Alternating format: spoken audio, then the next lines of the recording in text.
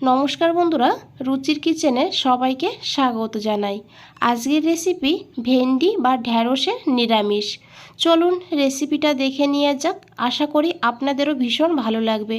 খুবই সাধারণ simple recipe, তবে খেতেও অসাধারণ হয়। ভাত, পাশাপাশি রুটি, লুচি, পরোটা সব কিছুর সঙ্গে খেতে দুর্দান্ত লাগে। তো চলুন রেসিপিটা দেখে নিয়ে যাক। প্রথমেই দেখুন বন্ধুরা, এখানে আমি 200 গ্রাম ভেন্ডি বা ঢ্যাঁড়স নিয়েছি। তারপরে ঢ্যাঁড়সটাকে খুব ভালো করে ধুয়ে নিয়েছি। আর তারপরে দেখুন এইভাবে কেটে নিয়েছি। দুই সাইড থেকে প্রথম ফেলে দিতে হবে, তারপরে মাঝখান থেকে একটা কাট লাগিয়ে দিতে হবে। আর অবশ্যই কাটার আগে ধুয়ে নিতে হবে। আর এখানে দেখুন আমি একটা প্লেটে নিয়ে নিয়েছি। আর এখন এখানে দিয়েছি অল্প করে একটু লবণ।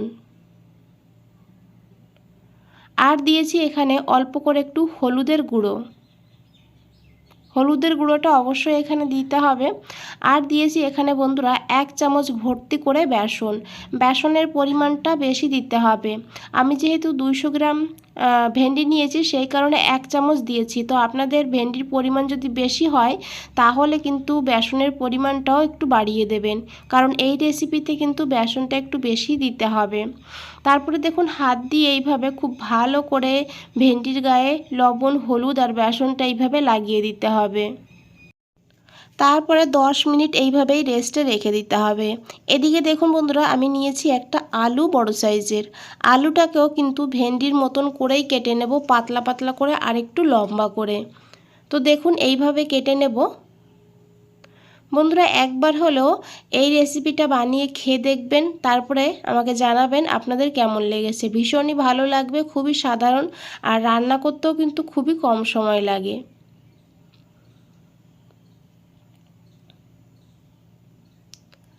তো দেখুন বন্ধুরা, আমি আলুটাকে এইভাবে কেটে নিয়েছি। আর এখন আলুটাকে খুব ভালো করে ধুয়ে নিতে হবে। এখানে দেখুন আমি আলুটাকে ধুয়ে নিয়েছি, আর একটু দেখিয়ে দিই কতটা পাতলা করে কেটেছি। এইভাবে পাতলা করে কেটে নিলে তাহলে রান্নাটা কিন্তু খুবই তাড়াতাড়ি হয়ে যাবে। এদিকে একটা কড়াইতে 2 চামচ সর্ষের তেল গরম করে নিয়েছি। রান্নাটা আমি সর্ষের তেলেই করেছি।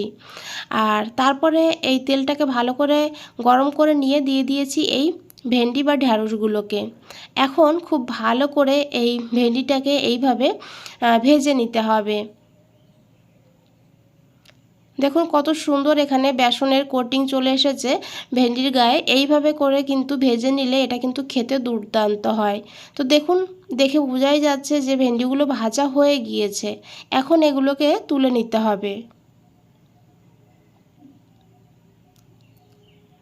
এই কড়াইতে আমি আরও 2 চামচ সর্ষের তেল যোগ করে দিয়েছি। আর ফোড়নের জন্য নিয়েছি এখানে দেখুন একটা কাঁচা পাকা লঙ্কা, তবে লঙ্কাটাকে অবশ্যই কেটে দিতে হবে। দিয়েছি এখানে অল্প করে একটু 5 ফোড়ন। আর দিয়েছি এখানে আমি কালো সর্ষে অল্প করে 1/2 চামচ মতন নিয়েছি। তবে কালো সর্ষের জায়গায় আপনারা রাই সর্ষেও কিন্তু এখানে নিতে পারেন। ফোড়নটাকে একটু ভেজে নিতে হবে।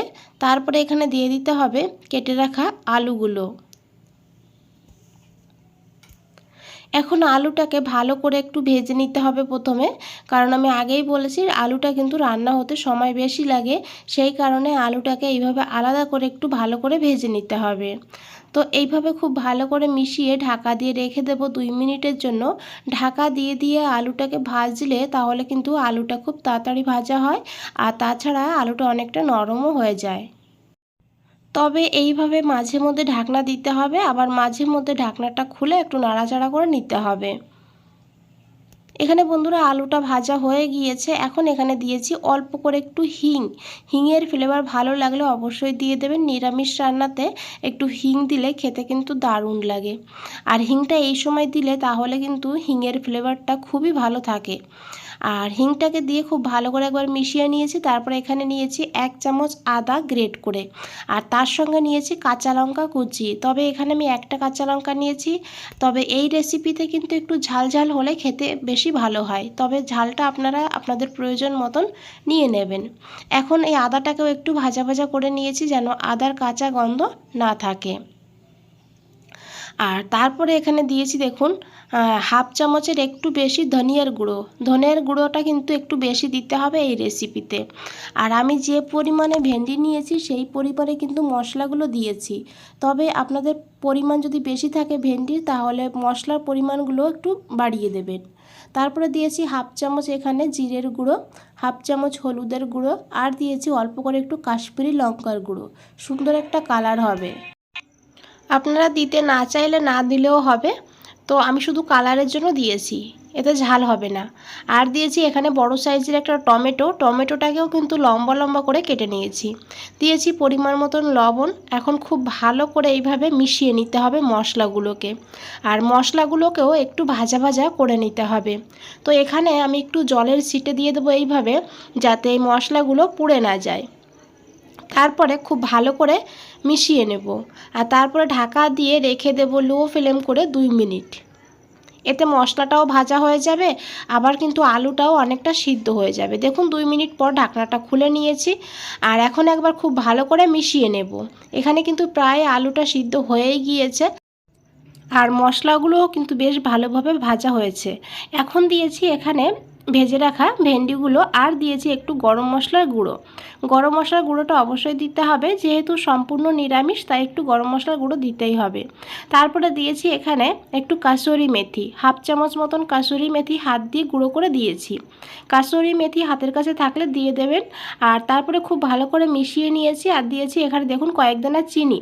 চিনিটা পুরোপুরি অপশনাল, আপনারা যদি দিতে না চান না দিয়েও রান্নাটা করতে পারবেন। তারপরে ঢাকা দিয়ে আবারও 3 মিনিট রেখে দিয়েছিলাম লো ফ্লেমে। 3 মিনিট পর ঢাকনাটা খুলে নিয়েছি। এখন একবার খুব ভালো করে মিশিয়ে নেব। এখানে কিন্তু বন্ধুরা আলু আর ভেন্ডি একদমই সিদ্ধ হয়ে গিয়েছে, আর দেখুন একদম গোটা গোটাই আছে। তো এইভাবে করেই কিন্তু সিদ্ধটা করে নিতে হবে। আর যখন এই ভেন্ডি আর আলুটা সিদ্ধ হয়ে যাবে তখন এখানে দিয়ে দিতে হবে আমচুর পাউডার। এখানে আমি হাফ চামচ মতন নিয়েছি আমচুর পাউডার, আর নিয়েছি একটু বিট লবণ। এই লাস্টে একটু বিট লবণ দিলে টেস্টটা কিন্তু দারুণ হয়। আর এখানে দেখুন আমচুর পাউডার যদি না থাকে হাতের কাছে তাহলে এখানে আপনারা চাট মশলা, না হলে নামানোর আগে 1 চামচ লেবুর রস দিয়েও কিন্তু নামিয়ে নিতে পারবেন। স্বাদ কিন্তু একই রকম হবে। এই রেসিপিটা একটু মুখরোচক চটপটা টাইপের হবে, খেতে বেশ ভালো লাগে। এই গরমের দিনে বানিয়ে দেখবেন। আর তারপরে দেখুন খুব ভালো করে মিশিয়ে নিয়েছি। তারপরে ঢাকা দিয়ে 2 মিনিট লো ফ্লেমে রান্না করেছি। তারপরে আরও 2 মিনিট স্ট্যান্ডিং টাইমে রেখে দিয়েছিলাম গ্যাসটা বন্ধ করে। আর 2 মিনিট পর ফিরে এসেছি। দেখুন বন্ধুরা এখানে আলু ভেন্ডি খুব ভালোভাবে সিদ্ধ হয়েছে, আর দেখতে কতটা লোভনীয় লাগছে। একবার হলো বানিয়ে দেখবেন এইভাবে। আর বন্ধুরা রেসিপিটা ভালো লাগলে অবশ্যই একটা লাইক করে দেবেন, চ্যানেলটাকে সাবস্ক্রাইব করে পাশে থাকবেন। বন্ধুরা আজ তাহলে এই পর্যন্তই, ফিরে আসছি নতুন কোনো রেসিপি নিয়ে। ভালো থাকবেন, সুস্থ থাকবেন। সবাইকে অনেক অনেক ধন্যবাদ এত সময় ধৈর্য ধরে রেসিপিটা দেখার জন্য।